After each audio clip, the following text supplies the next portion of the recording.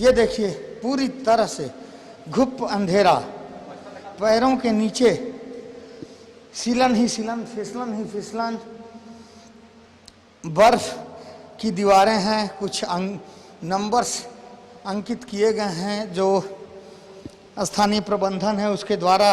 उनका क्या अर्थ है, क्या तात्पर्य है, ये मैं नहीं बता सकता। और ख़ास तौर से इन चमगादड़ों से भी बचते हुए ही हमें आगे बढ़ना है, क्योंकि ये चमगादड़ें यदि हमारे फेस से टकरा जाएं तो हमें काफ़ी ज़्यादा नुकसान हो सकता है। आँखों से टकराने की अवस्था में तो मुश्किलें और ज़्यादा बढ़ सकती हैं। ये देखिए किस तरह से पानी का, हालांकि इसे यथासंभव भरने का प्रयास किया गया है, इसके बावजूद पानी का लगातार रिसाव हो रहा है। पवन जी एक बार फिर से आप आइए और देवी माँ के इतिहास के बारे में हमें बताइए कि देवी माँ का क्या इतिहास है। डैम बनने के समय क्या कुछ? डैम बनने के समय जो डैम का नक्शा था वो इस रूप में नहीं था। पूर्व में जब इंजीनियर्स इसका प्राकलन बनाए थे या डिजाइनिंग किए थे वो दूसरा था, लेकिन ये बीच में जब पहाड़ी था जिसमें माँ पंचबहनी का स्थान था, यहाँ यहीं पर स्थान पर जब पहाड़ी पर इसको तोड़ा जाने लगा तो ये टूट नहीं रहा था। सारे मशीन ख़राब हो जा रहे थे, इंजीनियर्स को क्षति होने लगी थी, तबीयत ख़राब होने लगा था। उसके बाद सारे लोग मायूस हो गए कैसे क्या होगा। तो यहाँ पर जो इंचार्ज थे उन्होंने बोला गया कि भाई यहाँ पर कुछ ऐसे दैवी शक्ति है जिसके चलते आप लोगों को परेशानी हो रही है। तब फिर संकल्प लिया गया, महात्माओं को बुलाया गया, साधु संतों को बुलाया गया। उसके बाद बोला गया कि भाई यहाँ पर देवी हैं, उनको स्थान देना होगा, उसके बाद आप लोग को यहाँ कार्य कर सकिएगा। और डैम को जहाँ जो स्थान है, स्थान से थोड़ा सा पीछे हट करके आपको डैम को बनाना होगा। यानी कि नक्शे में विचलन किया गया। तो ये देवी माँ का इतिहास है। अब आपको डैम की स्थिति से रूबरू कराते हैं। 50 से 60 साल पुराना है ये डैम, और आज भी रांची, रामगढ़ आदि के बड़े इलाके इसी डैम पर निर्भर करते हैं। यहीं का पानी लोग पीते हैं। पानी इस हद तक ठंडा है कि हाथ लगाने से भी करंट सा महसूस होता है, ऐसा लगता है मानो बिजली का झटका लगा हो। हालांकि किसी ज़माने में यहाँ बिजली की व्यवस्था रही होगी, लाइट्स वगैरह रहे होंगे, लेकिन अब व्यवस्था की कमियों की वजह से यहाँ बहुत सारी चीज़ें बिखरी पड़ी हैं। बहुत ज़्यादा सीलन है, बहुत ज़्यादा फिसलन है। पानी देखिए कि डैम की अवस्था जीर्ण शीर्ण हो गई है। काफ़ी ज़्यादा पानी का रिसाव कई जगह पर देखने को मिल रहा है। तो ये स्थिति पतरातू डैम के निचले हिस्से की है, जिसके ऊपर फाटक अवस्थित है। वह फाटक जिसे ओवरफ्लो होने की स्थिति में खोला जाता है। देखिए जहाँ भी छोटे मोटे छेद रह गए हैं, यानी कि छिद्र रह गए हैं, वहीं से पानी का रिसाव हो रहा है। कई जगह ऐसे देखने को मिल रहे हैं। मैं यहाँ बहुत संभल कर चलने का प्रयास कर रहा हूँ, क्योंकि यहाँ थोड़ी सी भी सावधानी हटी तो बहुत बड़ी दुर्घटना घटी, क्योंकि बिजली के करंट से भी हमें बचना है। और हमारे पास मात्र एक लाइट है, जो पीछे रह गया तो बहुत ही खौफनाक मंजर फेस करना पड़ता है। और मैं रुक रुक कर बोल रहा हूँ, क्योंकि यहाँ सांस लेने में भी थोड़ी परेशानी आ रही है। और मुझे ही नहीं, मेरे साथ मौजूद तमाम लोग इसे फेस कर रहे हैं। कुछ हद तक धुंध भी है, जिसकी वजह से सारी चीज़ें स्पष्ट नज़र नहीं आ रही। तो ये कुछ ऐसी तस्वीरें हैं जिन्हें आपने इससे पहले नहीं देखा होगा, जिसे हमने आपको यहाँ दिखाया है। और एक बार फिर पवन जी से मैं बात करूँगा, जो यहाँ के कर्मचारी हैं, जिनके ऊपर फाटक खोलने और बंद करने की जिम्मेवारी होती है। हालांकि शिफ्टों में काम होता है, इनके साथ इनके कई सहकर्मी भी हैं। तो पवन जी बताइए, ये चीज़ें क्या ऐसी ही हमेशा से रही हैं? देखिए कितना ज़्यादा सीलन है कि बाद में मेंटेनेंस के अभाव में तस्वीर बदल गई। मेंटेनेंस होता है, लेकिन इसमें और ध्यान दिया जाना चाहिए, क्योंकि जैसे जैसे पुराना होता जाता है इस पर ध्यान मेंटेनेंस का और आकर्षित होना चाहिए, मेंटेनेंस और बढ़ना चाहिए। जी, हमारी जानकारी के अनुसार पीटीपीएस को एनटीपीसी के हाथों बेच दिया गया है। तो एनटीपीसी ने जब इसे लिया है तो क्या यहाँ कुछ काम कराया गया है? क्या बिजली का उत्पादन किया जा रहा है? क्या पानी की सप्लाई की जा रही है? पानी का सप्लाई यहाँ से केवल होता है, बिजली उत्पादन इस डैम से नहीं होता है। अभी एनटीपीसी निर्माण कार्य में लगा हुआ है, अपना परियोजना उसका भी पूरा नहीं हुआ है, और जब तक इसका पूरा नहीं होता है तब तक ये डैम को अपने अंदर में नहीं लेगा। फिलहाल ये सरकार के जिम्मे में है और सरकार इसकी देखरेख कर रही है। सरकार के जिम्मे है, सरकार की यह जिम्मेवारी बनती है कि वह इस अमूल्य धरोहर को यथासंभव बचा कर रखे, संजो कर रखे, क्योंकि ये झारखंड के लिए एक अद्भुत धरोहर ही नहीं है, बल्कि जीवन जीने का वह साधन है जिसके ऊपर एक बहुत बड़ी आबादी निर्भर करती है। कहते हैं जल ही जीवन है, लेकिन यदि हम आज पानी को यूं ही बर्बाद करते रहे, पानी का बेहतर तरीके से रखरखाव नहीं करते रहे, तो फिर हमें किन परिस्थितियों का सामना करना पड़ेगा। क्योंकि पानी नहीं होगा तो हम न सिर्फ प्यासे मरेंगे, बल्कि हमारे पास किसी प्रकार की कोई उपज नहीं होगी, खाने को अनाज नहीं होगा। परिस्थितियों का अंदाज़ा हमारे दर्शक खुद ब खुद लगा सकते हैं। इसलिए आइए पानी को बचाते हैं। तब तक के लिए मुझे दीजिए इजाज़त। मैं अभी आपको आगे कुछ और तस्वीरों से रूबरू कराऊंगा जो इन्हीं इलाकों से संबंधित हैं।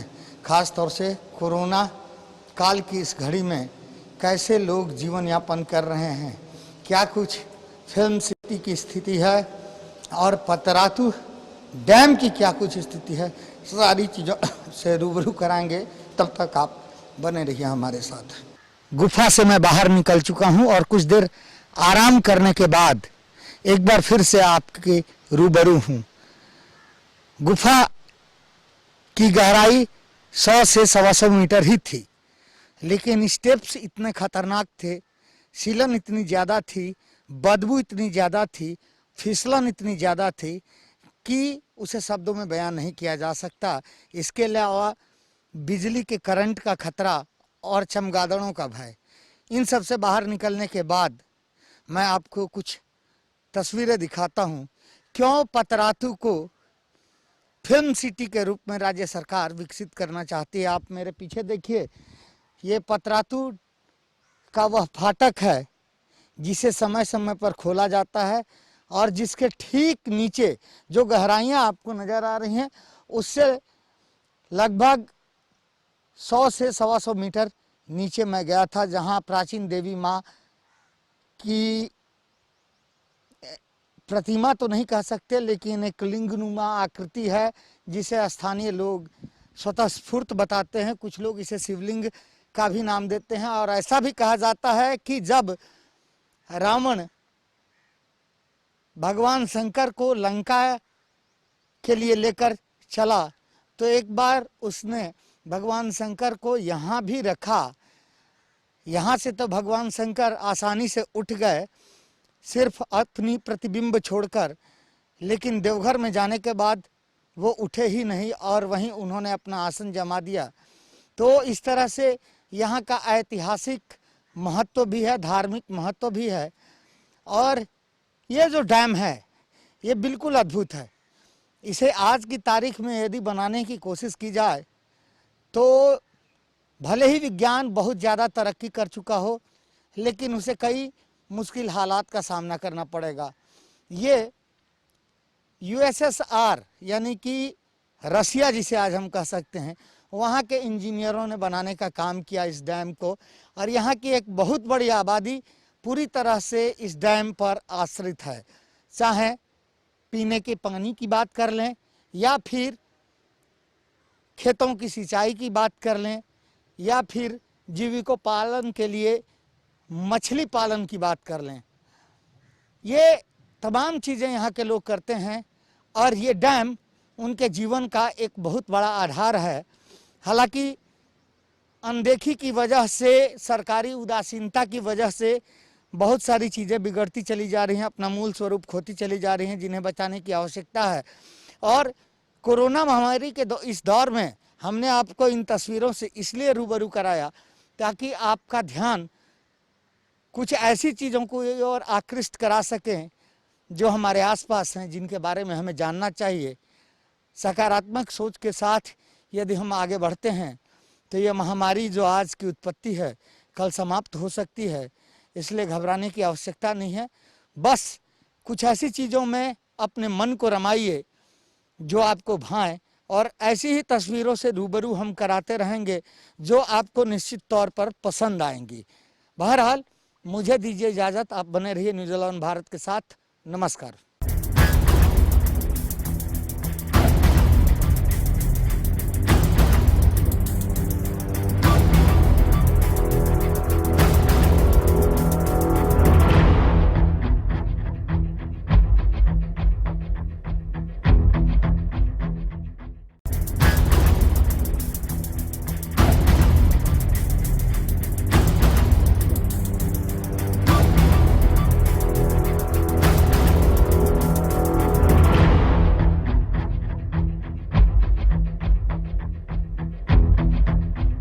नमस्कार, न्यूज़ 11 भारत में आप सभी दर्शकों का स्वागत है। मैं आज आपको एक ऐसी जगह लिए चलता हूं जिसे न तो आपने देखा है और न ही वहां कार्यरत लोगों को छोड़ किसी अन्य ने।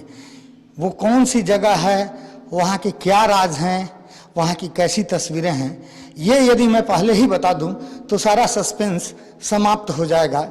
इसलिए इस सस्पेंस को बरकरार रखते हुए मैं आपको सीधे सीधे उस जगह लिए चलता हूं।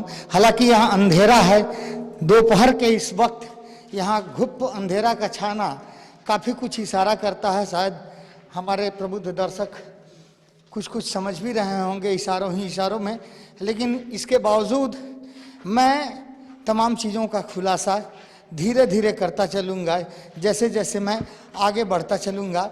इसलिए आप सभी बने रहिए मेरे साथ और देखिए न्यूज़ 11 भारत पर झारखंड की रांची से सटे एक ज़िले की एक ऐसी अद्भुत तस्वीर जो आपके लिए बेहद रोमांचक हो सकती है। तो आइए मेरे साथ।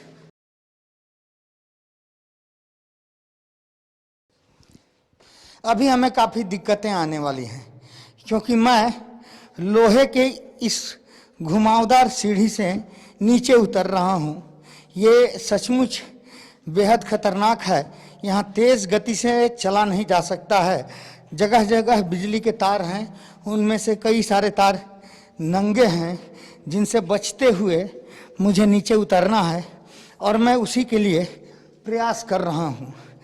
मेरे साथ हमारे कैमरा पर्सन रिंकू भी हैं, उन्हें भी काफ़ी मुसीबतें उठानी पड़ रही हैं।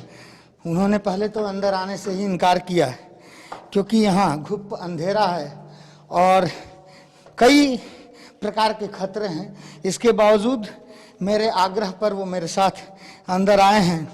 यहाँ के एक दो मित्र भी हमारे साथ हैं जो हमें तमाम चीज़ों की जानकारी देंगे, क्योंकि उनके बगैर न तो हमें यहाँ प्रवेश की इजाज़त मिल पाती और न ही यहाँ तक हम पहुँच पाते।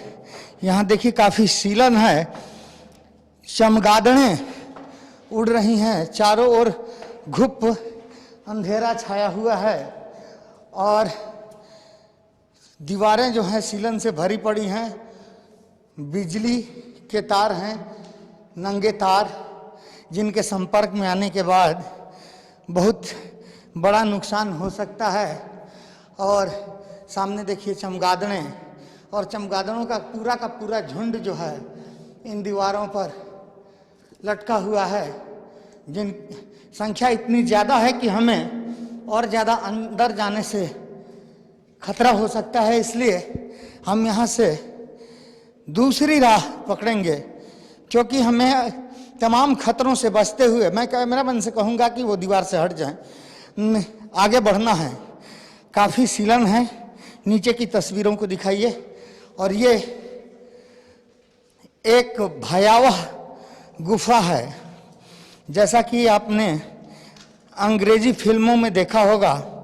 यहाँ की सीढ़ियाँ भी काफ़ी ऊंची ऊंची हैं। एक सामान्य व्यक्ति के लिए इन सीढ़ियों से चढ़ना उतरना मुश्किल हो सकता है। आप तस्वीरों को देखिए और अंदाज़ा लगाइए कि यहाँ लोग किन हालात में रहते हैं और आखिर उनका काम क्या है, यहाँ रहने के पीछे उद्देश्य क्या है, यह भी सोचने वाली बात है। आप देखिए यहाँ कितनी ज़्यादा सीलन है। ये महज शुरुआती दौर है, अब हमारा वास्तविक सफ़र शुरू होता है। मैं इस वक्त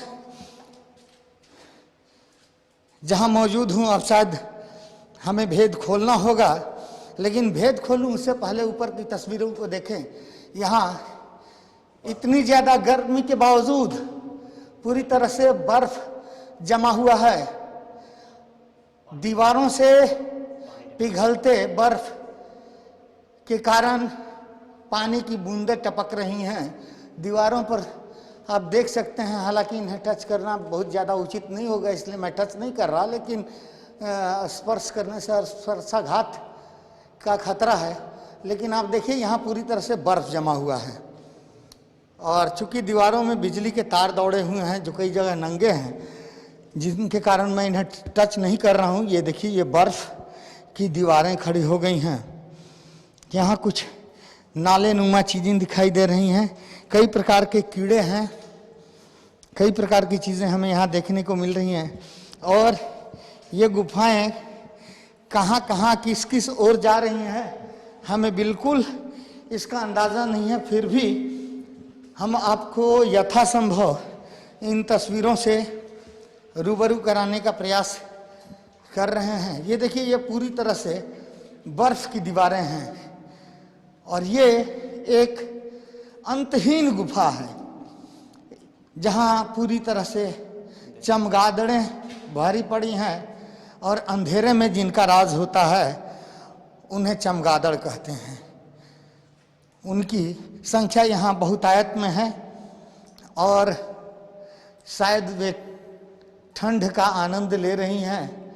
और देखिए, यदि कैमरे को फोकस किया जाए इन चमगादड़ों के फेस पर तो कितनी खतरनाक नज़र आ रही हैं ये चमगादड़ें।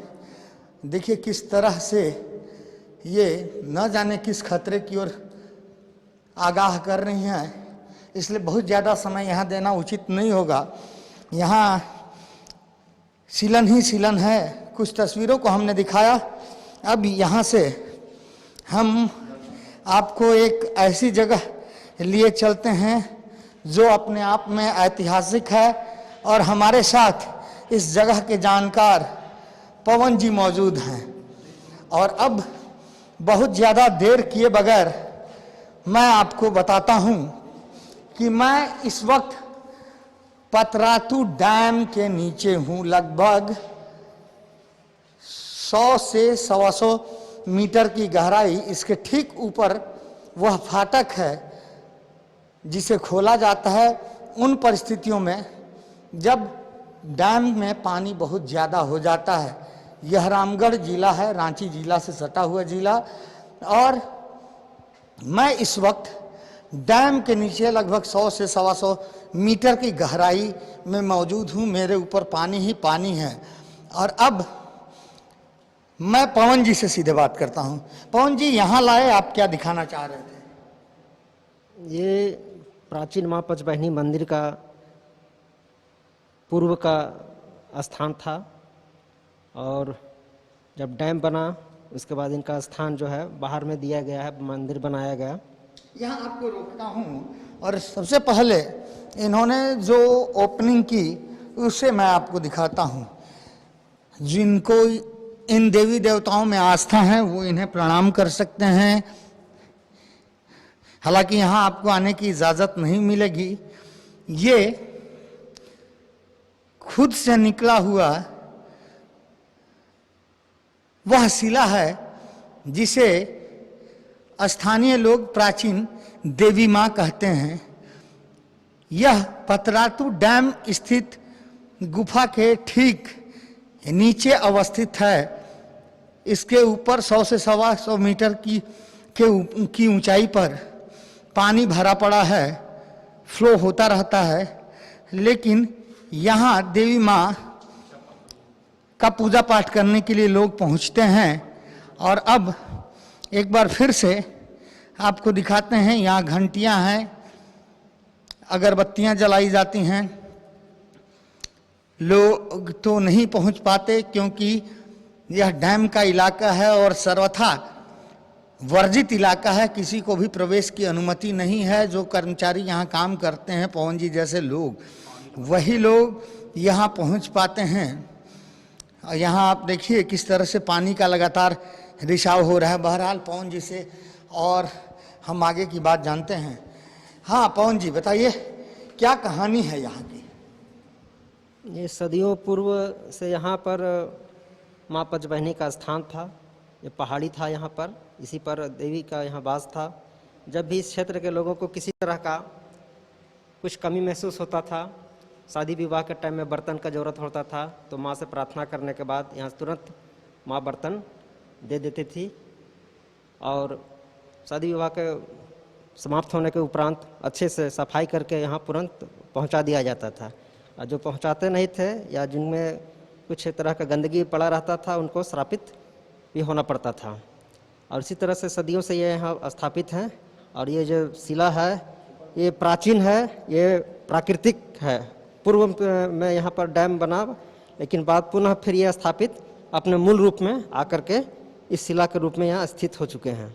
और इसी का जो मतलब स्थान जो दिया गया था प्रबंधन के द्वारा सरकारी तौर के मंदिर के रूप में, लेकिन उसी का एक वहाँ रूप है जो का मैंने मनुष्य द्वारा निर्मित है। ये प्राकृतिक चीज़ है, ये दुर्लभ चीज़ है। कहानी आगे का इतिहास हम आपसे और आगे समझेंगे। चूँकि हम लोग काफ़ी गहराई में हैं और हमें लगता है कि हमें धीरे धीरे आगे बढ़ते हुए बातचीत के इस दौर को आगे बढ़ाना चाहिए, क्योंकि गुफा लगातार गहरी होती चली जा रही है। घुप अंधेरा है, कहीं कोई बिजली की व्यवस्था नहीं है। यह तो शुक्र है कि हमारे पास खुद की लाइट है जिसकी रोशनी में हम चीज़ों को देख पा रहे हैं। और इतनी ज़्यादा सीलन है और कुछ हद तक कह सकते हैं कि घुटन भी महसूस हो रही है। और देखिए इन सीढ़ियों को कितनी घुमावदार हैं। और यदि आप इनके स्टेप्स को देखेंगे तो एक हट्टा कट्टा व्यक्ति के लिए भी इन सीढ़ियों पर चढ़ना या उतरना उतना आसान नहीं होगा, क्योंकि स्टेप्स जो हैं सामान्य सीढ़ियों से अलग हैं। खास तौर से वैसी परिस्थितियों में जब चारों ओर सीलन ही सीलन हो, फिसलन ही फिसलन हो, तो चीज़ें और ज़्यादा कठिन हो जाती हैं।